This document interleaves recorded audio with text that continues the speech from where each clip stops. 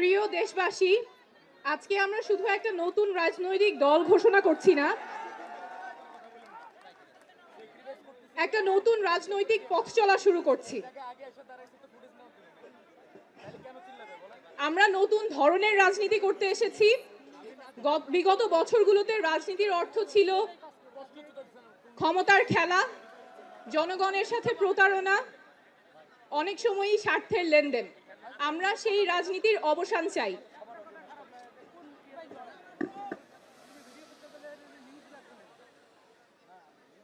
আমরা এমন রাজনীতি করতে চাই যেখানে শুধুমাত্র কোনো ব্যক্তি বা পরিবারের স্বার্থ সংরক্ষিত হবে না, রাজনীতি হবে মানুষের পাশে দাঁড়ানো, জনগণের কথা বলা।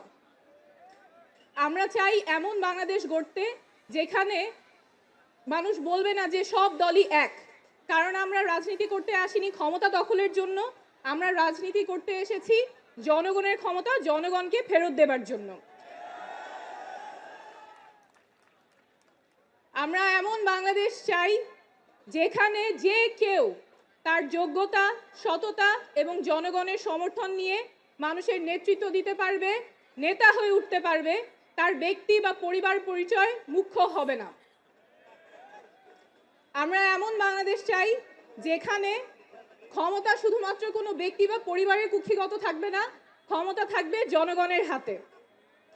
আমরা এমন বাংলাদেশ চাই যেখানে স্বাস্থ্য এবং শিক্ষা কারো পণ্যে পরিণত হবে না, সেটা সবার অধিকার, নাগরিক অধিকার, সবার সমান থাকবে।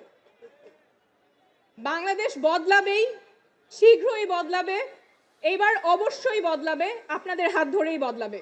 ধন্যবাদ।